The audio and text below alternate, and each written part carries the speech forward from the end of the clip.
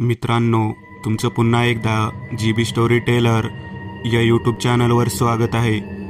आजच्या आपल्या गोष्टीचं नाव आहे हॉस्पिटल. लेखिका साक्षी शिंत्रे. पण गोष्ट सुरू करण्याआधी जर कोणी या चॅनलवर पहिल्यांदाच आलेले असाल तर त्यांनी ह्या चॅनलला सबस्क्राईब करायला विसरू नका. चला तर मग अजिबात वेळ न घालवता गोष्टीला सुरुवात करूया.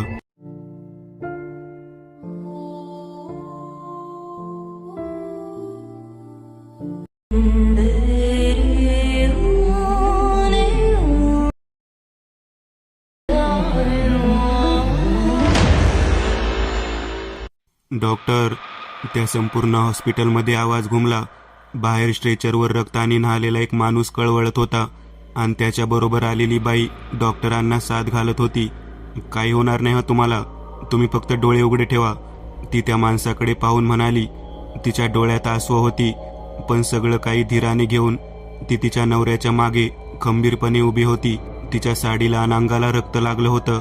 नर्स, प्लीज ॲडमिट करून घ्या. एका नर्सला बाजूने जाताना पाहून तिने म्हटलं, हे बघा, ती प्रोसिजर असते. आधी तुम्ही काउंटरला पैसे भरा आणि मग आम्ही पेशंटला ॲडमिट करून घेऊ. ती नर्स निघून गेली. ती बाई कासावी झाली. ती काउंटरच्या इथे आली, फॉर्म भरून प्रोसिजर पूर्ण केली आणि पैसे भरले. अहो, काही काळजी करू नका, मी पैसे भरलेत, सगळं व्यवस्थित होईल, तुम्ही फक्त डोळे बंद करू नका. ती त्या माणसाच्या डोक्यावरून हात फिरवत म्हणाली. नर्स, चला. तिथेच असलेला कंपाऊंडर म्हणाला. नर्स आणि तो कंपाऊंडर दोघांनी ते स्ट्रेचर रूम नंबर 108 मध्ये हलवलं. प्रथमोपचार करून नर्स डॉक्टर सुनीलला बोलवायला गेली. त्या माणसाला ऑक्सिजन मास्क लावलेला होता. ती तिथेच त्याचा हात धरून बसली. प्रदीप, ती म्हणाली. तो माणूस आता शांतपणे झोपला होता. मिसेस देवकी, तुम्हाला बाहेर थांबावं लागेल, डॉक्टर सुनील आत येताच म्हणाले. देवकीने एक वार प्रदीपकडे पाहिलं आणि त्या खोलीच्या बाहेर पडली. प्रदीप आणि देवकीचं सुखवस्तू कुटुंब अशी अचानक कोणाची नजर लागली काय माहिती. प्रदीप साधारण 45च्या आसपासचा गृहस्थ, अंगापिंडाने मध्यम, उंच, गव्हाळ वर्णाचा असा. आज सकाळीच घरातून ऑफिससाठी निघाला होता. स्टेशनवर पोहोचला. गर्दी होतीच, त्यामुळे गाडीत चढताना चेंगराचेंगरी आलीच. तरी तो सांभाळून चढत होताच की इतक्यात गाडी सुटली आणि तो फरफटत स्टेशनच्या अंतापर्यंत गेला. काहींनी प्रसंगावधान राखून चेन खेचली आणि त्याला व्यवस्थित उतरवलं. त्याचा फोन बघून देवकीला बोलावून घेतलं. तेव्हापासून देवकीच्या जीवाला चैन नाही. दिसायला नाजूक असणारी देवकी पार काळवंडून गेली होती. आता साधारणतः दुपार टळली होती. संध्याकाळचा सुमार सुरू झाला. देवकी खोली बाहेरच्या बाकड्यावर बसली होती. तिचं मुसमुसणं सुरूच होतं की इतक्यात तिला तिच्या उजव्या बाजूच्या पॅसेजमधून विवळण्याचा आवाज ऐकू आला. तिचं लक्ष तिथे गेलं तेव्हा तो संपूर्ण भाग अंधारात बुडालेला तिला दिसला. ती तिथे निरखून पाहू लागली. कोण असेल? कुणी पेशंट? तिने मनाशी विचार केला. खोलीच्या दरवाजावर लावलेल्या काचेच्या सीहोलमधून आतला अंदाज घेतला आणि तिची पावलं त्या पॅसेजकडे वळवली. तिचे डोळे सर्व भागाचा अंदाज घेत होते. कोण आहे? तिने हळूच विचारलं, पण कोणताही प्रतिसाद आला नाही. त्या भागावर आता शांततेचे वर्चस्व होते. ती पुढे चालत राहिली. ती एका खोलीजवळ पोहोचली असेल नसेल तोच तिला पुन्हा तो विवळण्याचा आवाज ऐकू आला. तिने ती खोली उघडून पाहायचे ठरवले. ती खोलीचं दार उघडणारच की इतक्यात तिला मागून कोणाची तरी चाहूल लागली. तिच्या मागे कोणीतरी उभं होतं. इथे येताना जेवढी नाही तेवढी आता भीती तिला गोठवत होती. मागे असणाऱ्या व्यक्तीने देवकीच्या खांद्यावर हात ठेवला. तशी ती दचकली. घाम तिला फुटलेलाच होता. तिने डोळ्यांच्या कोनांतून मागे पाहिलं, पण अंधारामुळे तिला त्याचा चेहरा दिसत नव्हता. ती पूर्णतः मागे फिरली. मागे हॉस्पिटलमधील एक नर्स उभी होती. देवकीने मोकळा श्वास सोडला. तुम्ही काय करता इथे? त्या व्यक्तीने विचारलं. मी ते मला आवाज आला म्हणून आले होते. देवकी आवाज सहज ठेवण्याचा प्रयत्न करत म्हणाली. हा भाग रेस्ट्रिक्टेड आहे, पुन्हा इथे येऊ नका, त्या नर्सने निर्विकारपणे सांगितलं आणि निघून गेली. ती निघून गेल्यासरशी देवकीचं कुतूहल पुन्हा जागृत झालं. तिने खोलीचं हँडल पकडलं आणि ती खोली उघडण्याचा प्रयत्न केला, पण खोली उघडली नाही. मिसेस देवकी, प्रदीपच्या खोलीबाहेरून डॉक्टर सुनीलचा आवाज आला. तशी देवकी वळली आणि लगोलग डॉक्टरांपाशी गेली. काही मेजर इंजुरीज आहेत, त्या कव्हर कराव्या लागतील. आज एक दिवस अंडर ऑब्झर्वेशन ठेवावं लागेल. आज रात्रभर, उद्या काय ते सांगता येईल, डॉक्टरांनी सांगितलं आणि ते निघून गेले. देवकी प्रदीपच्या खोलीत आली. प्रदीप झोपलेला होता. ती शांतपणे तिथेच असलेल्या व्हिजिटर्ससाठी ठेवलेल्या कोचावर बसली. तिचे डोळे पाणावलेलेच होते. इथे खोलीबाहेर रामू नावाचा कंपाऊंडर तिथूनच जात होता. तेव्हा त्याला त्याच भागातून विवळण्याचा आवाज आला. एवढ्या रातच्याला कोण विवळते, बघायला पाहिजे, रामू मनाशी म्हणाला. तो त्या दिशेने चालू लागला. त्या भागातले लाईटही अचानक सुरू झाले होते आणि आता बंद चालू होत होते. तिथे कमालीची उदासीनता पसरली होती, ज्याने रामूच्या छातीवर दडपण आले. तरी तो त्या खोलीपर्यंत पोहोचला. तो विवळण्याचा आवाज वाढला आणि त्यात आता घरघर मिसळली होती. रामूने दरवाजा उघडण्याचा प्रयत्न केला आणि यावेळेस आश्चर्य म्हणजे तो उघडला. आता त्याच खोलीतून कन्याचा आवाज ऐकू येत राहिला. कोण आहे, रामूने विचारलं. तेव्हा फक्त एक हुंदक्याचा आवाज घुमला. रामूच्या छातीत आता दुखायला लागलं. त्याने खोलीत आजूबाजूला नजर फिरवली. खोली अंधारातच होती, पण कॉरिडॉरमधला चालू बंद होणारा दिव्यांचा प्रकाश खोलीत पडून ती उदासीन खोली आणखी भयावह दिसत होती. तो आवाज आता बेडच्या खालून येत होता. रामू तिथे जाऊन पोहोचला. कोण आहेस तू? तिथे त्याला एक पुरुष दिसला. त्यावर त्याने काहीच प्रतिक्रिया दिली नाही. तो गुडघ्यात डोकं खुपसून बसलेला. रामूने पाहिला. रामू त्याच्या आणखी जवळ गेला. त्याने त्याला हात लावण्याचा प्रयत्न केला, पण रामूने हात लावताच त्याचं त्या भागातलं मांस गळलं आणि त्याची हाडं दिसू लागली. रामूची बोबडी वळली. त्याच क्षणी त्याच्या छातीत जोरदार कळ आली आणि तिथेच तो बेशुद्ध पडला. देवकीला झोप लागली होती. कन्याच्या आवाजाने तिला जाग आली. प्रदीप! देवकी प्रदीपकडे धावली. प्रदीप वेदनांनी कणत होता. देवकीने प्रदीपच्या डोक्यावरून हात फिरवला. देवकी इन्स्पेक्टर असून काही करू शकत नव्हती. आज ती पत्नी होती आणि तिला प्रदीपसाठी उभं राहायचं होतं. देवकीला खोलीच्या बाहेरून आवाज ऐकू आला. देवकीची पोलिसी नजर दरवाजाकडे गेली. राऊंड मारायला नर्स आली असेल आणि बाहेर कोणाला तरी बोलावत असेल असा तिचा समज झाला. तिने त्याकडे दुर्लक्ष केलं. आता साधारण रात्रीचा 1:30 वाजला होता. देवकी जागीच राहिली. ती संपूर्ण हॉस्पिटलची चावल घेण्याच्या बेतात होती. निदान आता तरी संपूर्ण हॉस्पिटल शांत वाटत होतं. देवकी खोलीच्या बाहेर पडली. रात्रपाळीच्या स्टाफच्या राऊंड सुरू होत्या. काही हवंय का, या अचानक आलेल्या आवाजाने ती दचकली. तिने आसपास पाहिलं तेव्हा तिला त्या आवाजाचा उगम कळला. तो आवाज प्रदीपच्या हालचालींवर लक्ष ठेवणाऱ्या नर्सचा होता. नाही, काही नाही, देवकी म्हणाली. नंतर तिला एकदम काहीतरी आठवल्यासारखं झालं. नर्स, आताच काही क्षणापूर्वी प्रदीप कणला होता, तुम्ही पाहिलंत? देवकीने विचारलं. नाही, मगासपासून आतून काहीच प्रतिसाद नाहीये, माझं लक्ष आहे, तिने भावशून्य चेहऱ्याने सांगितलं. देवकी घाबरली. तिला नक्की काय चाललंय याचा अंदाज लागत नव्हता. देवकी खोलीच्या पूर्ण बाहेर पडली. मॅडम, कुठे चालला तितक्या रात्री? तिथेच उभ्या नर्सने विचारलं. नाही, कुठे नाही, वॉशरूमला जाऊन येते. देवकी त्या नर्सचं न ऐकताच निघून गेली. देवकी हॉस्पिटलच्या वॉशरूममध्ये आली. या हॉस्पिटलमध्ये काहीतरी गडबड नक्कीच आहे, शोधून काढली पाहिजे. तिच्या पोलिशी नजरेने बरोबर ताडलं.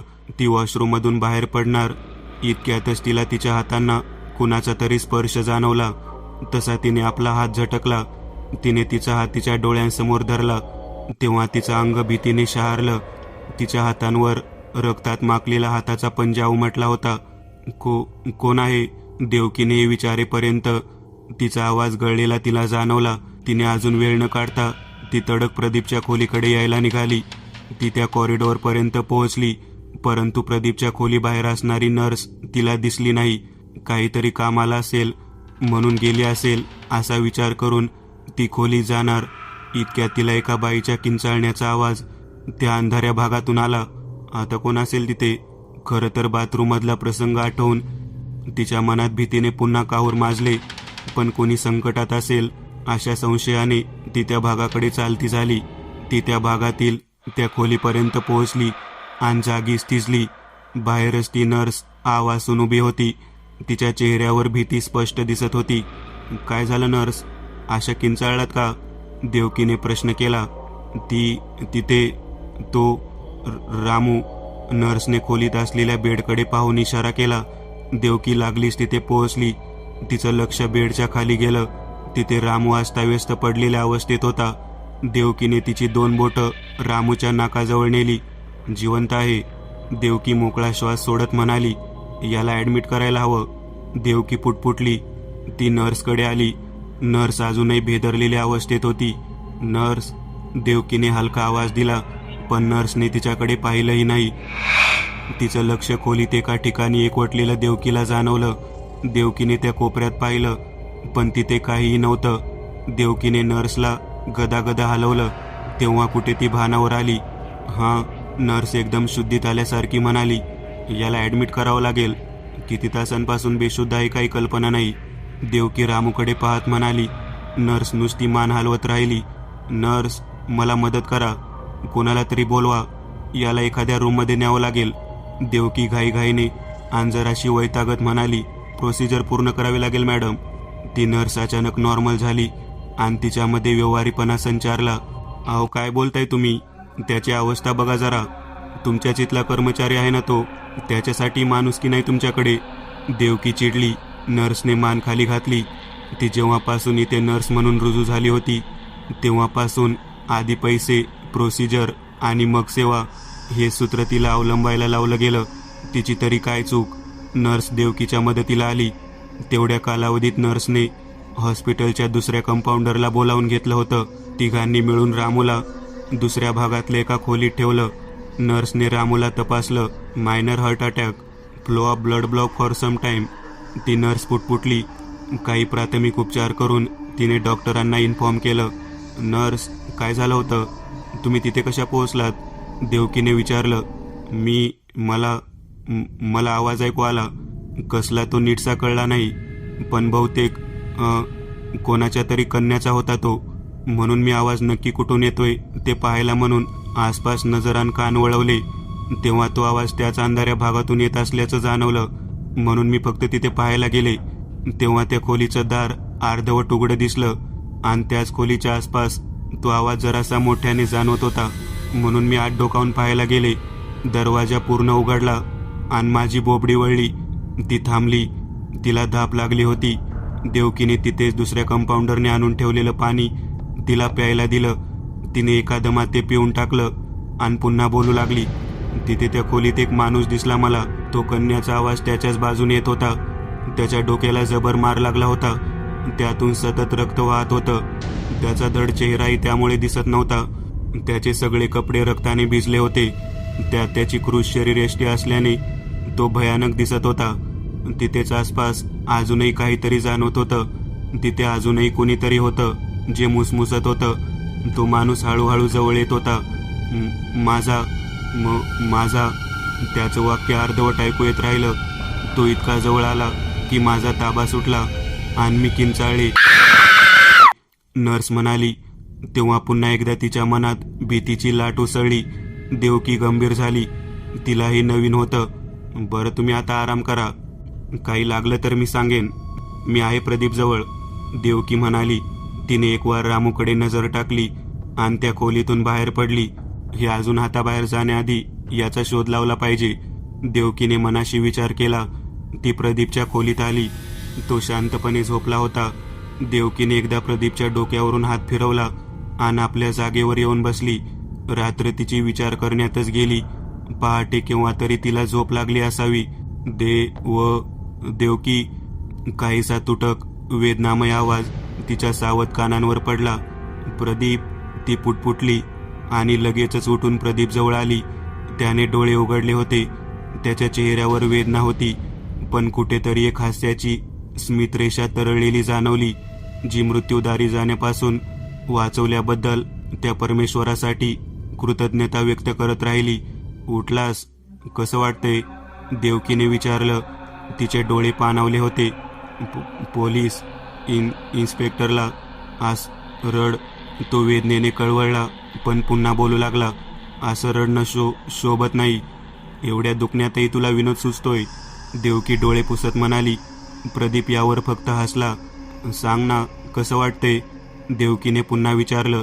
अजून कसं वाटणार? रिकामटेकड्या माणसासारखं वाटतंय. प्रदीप धीम्या आवाजात म्हणाला.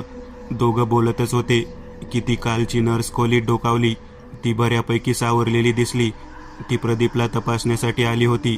काहीच वेळात डॉक्टर येतील, ते निदान करतीलच काय करायचं आहे ते. नर्स तपासून निघून जाणार इतक्यात देवकीने विचारलं, काय हो, तू तुमचा रामवाला का शुद्धीत? नाही अजून, नर्स मोजकच बोलली आणि निघून गेली. प्रदीपने खुनेनेच काय झालं म्हणून विचारलं. तेव्हा देवकीने नकारार्थी मान हलवली. दिवस वर चढला. डॉक्टर येऊन तपासून गेले आणि काही टेस्ट करायला सांगितल्या गेल्या. अजून 10 ते 15 दिवस तरी प्रदीपला तिथून हालता येणार नव्हतं. रात्र पडली तशी देवकीच्या हृदयाची धडधड वाढली. प्रदीप काही वेळापूर्वी झोपला होता. देवकी खोलीत एकटीच होती की जिच्या संवेदना जागृत होत्या. ती खोलीच्या बाहेर पडली. हॉस्पिटलचे दिवे मंद प्रकाश देत होते. तिचं लक्ष त्या अंधाऱ्या भागाकडे गेलं. तो यात शांत वाटत होता. तिच्या कानांवर आवाज पडला. त्या सरशी तिने आवाजाच्या दिशेने पाहिलं. तिथे तिला एक बाई दिसली. देवकी त्या दिशेने जाऊ लागली. तुम्हाला काही हवंय का? देवकीने तिला विचारलं. ती बाई फक्त खालमानेने तिथे बसली होती. सध्या तरी तिच्यामध्ये काही हालचाल नव्हती. तिने हिरव्या रंगाची नऊवारी साडी नेसलेली. देवकीने पाहिली. जराशी मळकटच वाटत होती. देवकीने त्या बाईच्या खांद्यावर हात ठेवला. तुमचं कोणी ॲडमिट आहे का इथे? तिने विचारलं. पण तिला कोणताही प्रतिसाद मिळाला नाही. तुम्ही सांगितलं नाही तर मला कसं कळणार? देवकी तिच्याकडून काढून घेण्याचा प्रयत्न करत होती. सांगू? त्या बाईच्या तोंडून पुरुष आणि स्त्रीचा मिश्र असा घोगरा आवाज आला. देवकी दचकली. सांगा, तरच तुमची मदत करता येईल. देवकी हिंमत ठेवून जरा कडक आवाजात म्हणाली. पण पुढे ती बाई काहीच बोलली नाही. तिने फक्त देवकीचा हात पकडला. तशी देवकी कळवळली. सोड, सोड मला. देवकी ओरडत राहिली. देवकीचं लक्ष त्या बाईच्या पोटाकडे गेलं आणि तिची आता बोबडी वळली. त्या पोटाच्या भागात रक्ताचा एक मोठा डाग पडलेला तिला दिसला.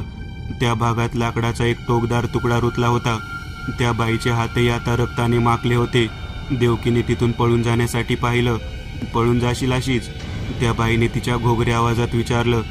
देवकी काहीच न बोलता तिथून निसटायचा प्रयत्न करत होती आणि तेवढीच त्या बाईची तिच्या हातावरची पकड घट्ट होत होती. देवकीने आपले डोळे घट्ट मिटून घेतले. तिला आता आशा दिसत नव्हती. आसपासचं सर्व काही शांत झालेलं तिला जाणवलं. तिने अलगद आपले डोळे उघडले. तेव्हा तिच्या आसपास कोणीही नव्हतं. देवकीला धाप लागली आणि काही क्षण ती तिथेच बसती झाली. तिचे डोळे आसपासचा वेध घेतच राहिले. काही क्षण गेल्यावर ती सावरली आणि उठून उभी राहिली. तिने संपूर्ण हॉस्पिटलची चक्कर मारायचं ठरवलं. तिने ग्राउंड फ्लोअरपासून सुरुवात केली. ग्राउंड फ्लोअरवर तिला काही जाणवलं नाही. ती पहिल्या मजल्यावर पोहोचली. तिथे तिला उदासीनता जाणवत राहिली. कोणीतरी कंतय, ती स्वतःशीच म्हणाली. तिने आवाजाच्या दिशेने कान टवकारले. तो आवाज एंट्रन्सच्या इथून कुठल्या तरी कोपऱ्यातून येत होता. देवकीची पावलं त्या बाजूला वळली. कोणताही आवाज न करता ती तिथे पोहोचली. तिने त्या कोपऱ्यात पाहिलं तेव्हा तिला तिथे रक्ताचं थारोळं जमलेलं दिसलं. तिने आसपास पाहिलं पण तिथे कोणीही नव्हतं. इथे हे रक्त कसं आलं? देवकीने मनाशी विचार केला. ती अजून जवळ गेली तशी तिला तेवढ्या भागात हालचाल जाणवली. कोण आहे तिथे? तुम्हाला मदत हवी आहे का? तिथे आता पुसटसा काळा पुंजका तिला जाणवला. मला तिथून आवाज आला. देवकी स्तब्ध उभी राहिली. तिच्या चेहऱ्यावर भीती होती पण तिथून हलणं तिला शक्य होत नव्हतं. देवकी हिंमत करून मागे वळणार इतक्यातच तिच्या खांद्यावर कुणाचा तरी हात पडला. ती दचकली. तिने मागे वळून पाहिलं पण कुणीही नव्हतं. त्या हॉस्पिटलच्या फ्लोअरवरचे लाईट चालू बंद होत होते. तिने पुन्हा पुढे पाहिलं तेव्हा त्या कोपऱ्यात काहीही नव्हतं. देवकी तिथून निघाली. संपूर्ण हॉस्पिटल घुसमटत असल्यासारखं तिला वाटलं. काही क्षण गेले असतील नसतील तोच तिला आक्रोश ऐकू आला, ज्यात वेदना, निराश आणि अपरिहार्यता होती. तो आक्रोश इतका वाढला की देवकी डोकं धरून खालीच बसली. मॅडम, एक पुसटसा आवाज तिच्या कानांवर पडला. कोण आहे? कोण? देवकीने बिचकतच विचारलं. मी नर्स. प्रदीप सरांच्या खोलीबाहेर काल उभी होते. तिने उत्तर दिलं. देवकीच्या जीवात जीव आला. मॅडम, तुमची तब्येत काही ठीक वाटत नाहीये. चला तुम्ही आराम करा, ती नर्स म्हणाली. देवकीने फक्त होकारार्थी मान हलवली. त्या नर्सने देवकीला प्रदीपच्या खोलीपर्यंत सोडलं. आणि तिथून निघून गेली. काहीतरी आहे जे सुटते आणि आपण त्याच्या अगदी जवळ पोहोचलोय, देवकी कुजबुजत स्वतःशीच म्हणाली. आता रात्र उलटली होती. सकाळचा हॉस्पिटलसाठीचा उदासीन सूर्य नित्य कार्य बजावण्यासाठी सज्ज झाला. आज सोक्षमोक्ष लावायचाच देवकीने मनोमन ठरवून टाकलं. हॉस्पिटलची नित्य कामं सुरू झाली होती. डॉक्टर आले होते. All okay? डॉक्टरांनी त्या नर्सला विचारलं. येस सर म्हणत ती निघून गेली. डॉक्टर सुनील व्हिजिटिंगसाठी प्रदीपच्या खोलीत येतच होते की त्यांना त्याच भागातून आवाज ऐकू आला. तिथे सूर्यप्रकाश पोहोचतच नव्हता आणि त्यामुळे अजूनही तो भाग अंधारातच होता. डॉक्टर सुनीलच्या करारी चेहऱ्यावर थोडासा संशय दाटला. या भागात सहसा कोणालाही ॲडमिट केलं जात नाही. नर्सने कोणाला पैसे न घेताच ॲडमिट केलंय का? डॉक्टर सुनीलनी स्वतःशीच विचार केला. बघून यावं ते पुटपुटले. डॉक्टर सुनीलची पावलं त्या दिशेने चालू लागली. Any patient? पण कोणताही प्रतिसाद आला नाही. तिथून फक्त कन्याचा आवाज येत राहिला. डॉक्टर त्या खोलीसमोर येऊन थांबले. ती खोली पूर्णतः अंधारात होती. तिथूनच विचित्रसा तो आवाज येत होता. कोण आहे आत? डॉक्टरांनी विचारलं. डॉक्टरांनी आत पाऊल टाकलं असेल नसेल तोच त्यांच्या हाताला कोणीतरी पकडलं आणि त्यांना आत खेचलं. कोण आहे? इथे कसा आलास? डॉक्टर थरथरत म्हणाले. त्यांना अजूनही त्याचा चेहरा दिसत नव्हता. डॉक्टर त्याचा चेहरा पाहण्याचा प्रयत्न करतच होते की मागून त्यांचा कोणीतरी गळा आवळला. त्या वेगाच्या हालचालीत त्यांना किणकिणत्या बांगड्यांचा आवाज आला आणि त्याबरोबरच त्यात गुरगुरही ऐकू आली. खोलीतला एकमेव पिवळा अंधूक दिवा अचानक चालू झाला. काही सेकंदासाठीच असेल, पण तेव्हा डॉक्टर सुनीलला त्या इसमाचा चेहरा दिसला. त्याचं डोकं पूर्णतः फाटलं होतं. त्यातून सतत रक्तस्राव होत होता. त्याचा खांदा निखळला होता. त्याच्या चेहऱ्यावर निर्जीवता विलसली होती, पण त्याचा राग मात्र सजीव, जो आता घुमसत होता. मागे त्या दोन्ही हातांनी डॉक्टरांच्या मानेवर इतका जोर दिला की त्यांच्या तोंडातून रक्ताचा ओघळ आला. त्यांचा श्वास गुदमरू लागला. ते हातपाय झाडत होते. हळूहळू त्यांची शुद्ध हरपत चालली. आता खोली पूर्णतः शांत झाली. तो दिवा चालूच राहिला. खोलीचं दार सताड उघडं होतं. डॉक्टरांचा हात त्या खोलीच्या दरवाजाच्या उंबऱ्यावर डोकावत होता. काहीच वेळात डॉक्टरांना शोधत तीच नर्स प्रदीपच्या खोलीजवळ आली. तिने खोलीचं दार उघडलं. तशी झोपलेली देवकी दचकून जागी झाली. डॉक्टर सुनील तपासायला आले होते? नर्सने विचारलं. नाहीतर त्यांनी मला उठवलं असतं, देवकी म्हणाली. तिच्या चेहऱ्यावर प्रचंड थकवा जाणवत होता. ठीक आहे, आराम करा. नर्स खोलीतून निघून गेली. ती बाहेर जाऊन 5 सेकंद पण झाले नसतील की तिच्या ओरडण्याचा आवाज इथे खोलीत देवकीलाही ऐकू आला. नर्स! देवकी लगोलग खोलीतून बाहेर पडली. ती नर्स तिथेच प्रदीपच्या खोलीच्या थोडीशी दूर त्या अंधाऱ्या भागाच्या जवळ उभी होती. काय झालं? आशा ओरडलात का? देवकीने विचारलं. नर्सने काही न बोलताच त्या खोलीकडे बोट केलं. त्या खोलीच्या दारातून एक हात बाहेर डोकावलेला तिने पाहिला. देवकी न घाबरता पुढे गेली आणि तो चेहरा पाहून तिला धक्काच बसला. डॉक्टर सुनील! देवकी मोठ्याने म्हणाली. नर्सही तिथे पोहोचली. डॉक्टर! तिलाही प्रश्न पडला होता. दोघींनी हॉस्पिटलमधल्या कंपाऊंडरला बोलावलं. ते आल्यानंतर डॉक्टरांना त्यांच्या केबिनजवळच्याच एका खोलीत ठेवण्यात आलं. देवकी विचार करतच प्रदीपच्या खोलीपर्यंत पोहोचली. या विचारातच दुपार संध्याकाळ निघून गेली. दरम्यान डॉक्टरांना शुद्ध आली होती. रात्रीचा प्रहर सुरू झाला. आज आसमंत अशांत होतं. दुरून कुठून तरी कुत्र्यांचं रडणं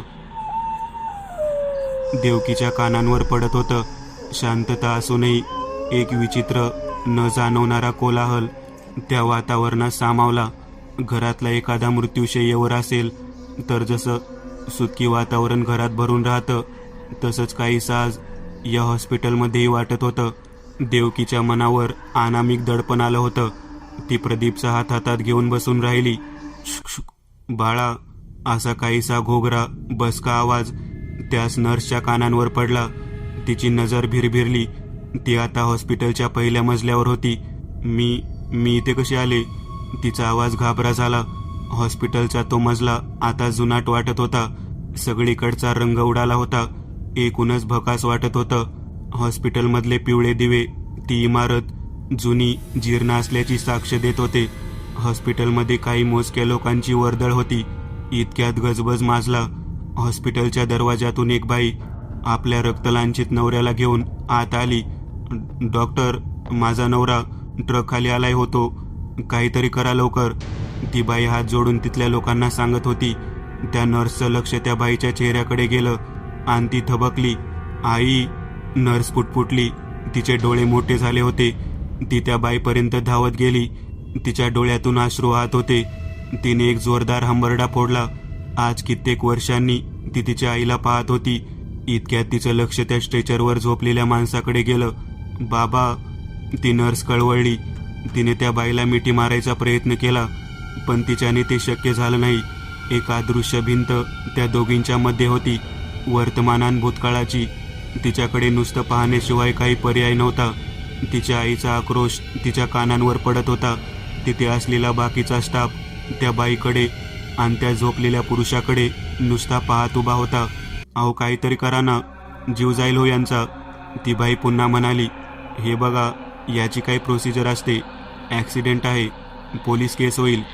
तुम्ही प्रोसिजर पूर्ण करा, काउंटरवर पैसे भरा, मगच आम्हाला यांच्यावर उपचार करता येईल, तिथली एक नर्स म्हणाली. अहो, आधी भरती करून घ्या ना. पैसे इतके नाहीत माझ्याजवळ आता, आधी उपचार सुरू करा, ती बाई गयावया करत होती. आपल्या आईची अशी अवस्था पाहून त्या नर्सला रडू आवरत नव्हतं. हे बघा, असं करता येणार नाही, तुम्ही आधी पैसे भरा, तिथे असणारी नर्स वैतागून म्हणाली आणि तिथून सरळ निघून गेली. अहो, डोळे बंद करू नका असे, मी वाचवेन तुम्हाला. इतक्या समोरून एक इसम आला. एक उंचपुरा, करारी चेहऱ्याचा, जरासा काटक असा. एक्सक्यूज मी, काय प्रॉब्लेम आहे, त्याने विचारलं. नर्सचं लक्ष त्याच्या चेहऱ्याकडे गेलं.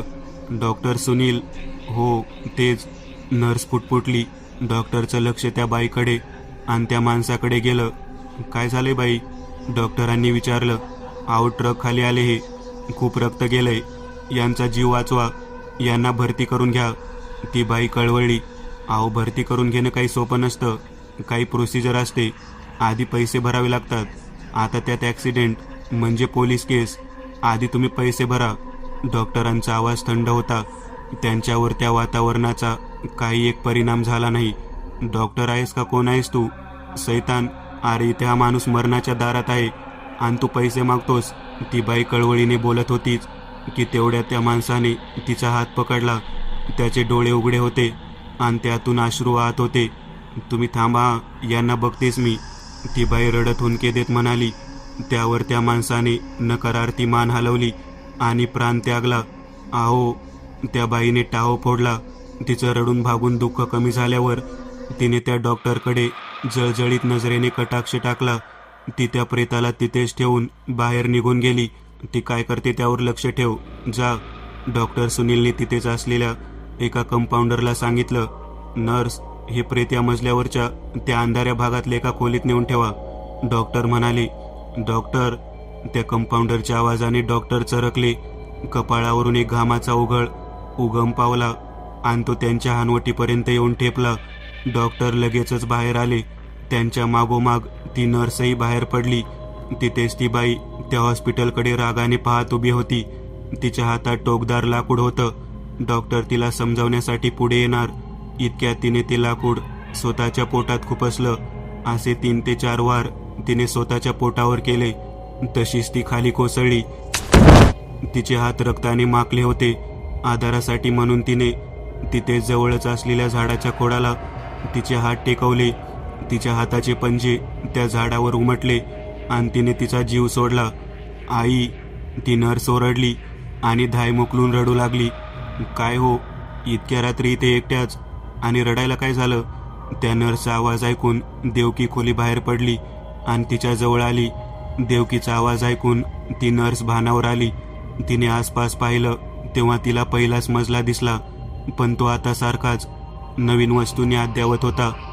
मला माहितीये, त्या रामवान डॉक्टर सुनीलची ही अवस्था कोणी केली येते, ती नर्स स्वतःला सावरत म्हणाली.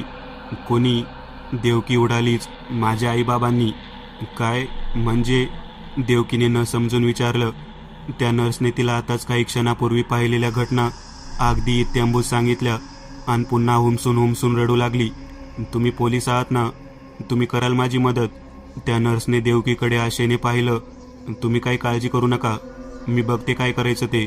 देवकी तिथून उठली आणि प्रदीपच्या खोलीत आली. तिने पोलीस स्टेशनला फोन लावण्यासाठी फोन काढला. काही क्षण गेले असतील नसतील, तोच तिला आवाज आला. कुणीतरी खोली बाहेरून सरपटत जात होतं. देवकीने बाहेरची चाहूल घेतली आणि दरवाजा उघडला. मात्र तिला शिशारी आली. समोरच रक्ताचे परांठे पुढच्या दिशेने जात असल्याचे तिने पाहिले. ती खोलीच्या बाहेर पडली. याचा शोध घ्यायचा असेल तर यांचा पाठलाग करावाच लागेल.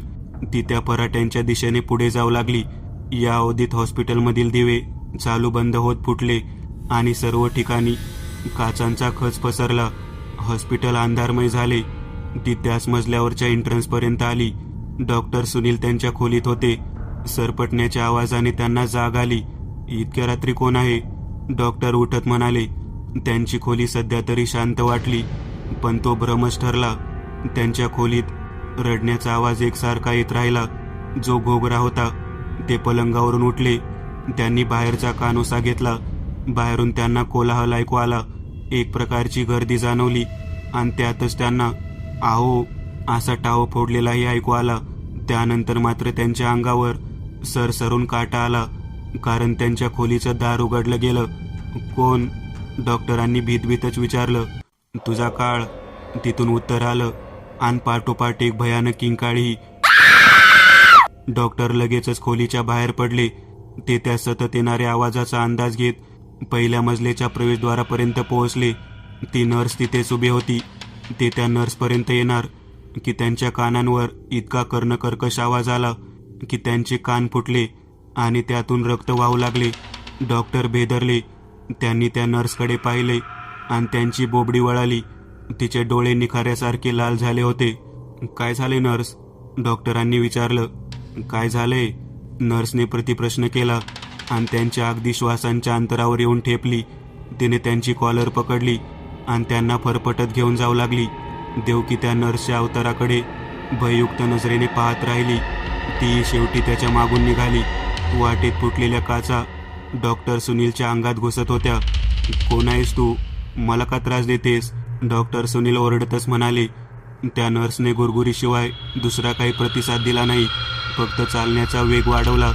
ते दोघे आता त्याच अंधाऱ्या भागातल्या खोलीसमोर येऊन ठेपले. त्या नर्सने लाथेनेच त्या खोलीचा दरवाजा ढकलला आणि त्या डॉक्टरांना खोलीत भिरकावलं. तसे डॉक्टर जोरातच ओरडले. डॉक्टरचं लक्ष आता तिथल्या बेडवर होतं. तिथे कोणीतरी बसलं होतं. कोण आहे? मला वाचवा. डॉक्टर प्राणाची भीक मागत होते. तसा संपूर्ण खोलीभर एक हसण्याचा आवाज घुमला. मी वाचू? त्या घोगऱ्या आवाजाने डॉक्टर दचकले. तो आकार हळूहळू खाली उतरला. प्रोसिजर करायची आहे? त्या इसमाने विचारलं. डॉक्टर जागेवरच सुन्न झाले. तशी ती नर्स जोरजोरात हसायला लागली. खोलीत आता कुठूनसा वारा येऊ लागला. मग त्याचा वेग वाढला. तिथली सर्व कागदपत्र हवेत उडू लागली आणि एक एक करत त्या डॉक्टरच्या तोंडात शिरण्याचा प्रयत्न करू लागली. हळूहळू डॉक्टरच्या तोंडाने कागदाचा तोबरा भरला. ओठ कापून त्यातून रक्त येऊ लागलं होतं. त्या नर्सने डॉक्टरचा गळा पकडला. बोल, पैसे घेऊन पोट भरलं तुझं की खायचेत अजून पैसे? तशी त्या खोलीत कुठून कशी माहिती नाही, पण नाणी पडू लागली. हळूहळू खोली नाण्यांनी भरू लागली. तो डॉक्टर नाण्यांखाली पूर्णतः झाकून गेला. त्याचं संपूर्ण तोंड रक्ताने माखलं.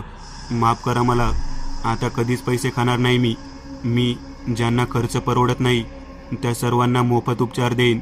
डॉक्टर म्हणाला. जिवंत राहशील तर ना? ते दोघेही भेसूर हसू लागले. डॉक्टर त्या डोंगराखाली पूर्णतः झाकले गेले. अगदी त्यांचा शेवटचा श्वासही ऐकू येण्याचा झाला आणि शेवटची धडपडही. ती नर्स तिथेच बेशुद्ध पडली. देवकी या सर्व प्रकाराकडे डोळ्यांची पापणी न लावता पाहत राहिली.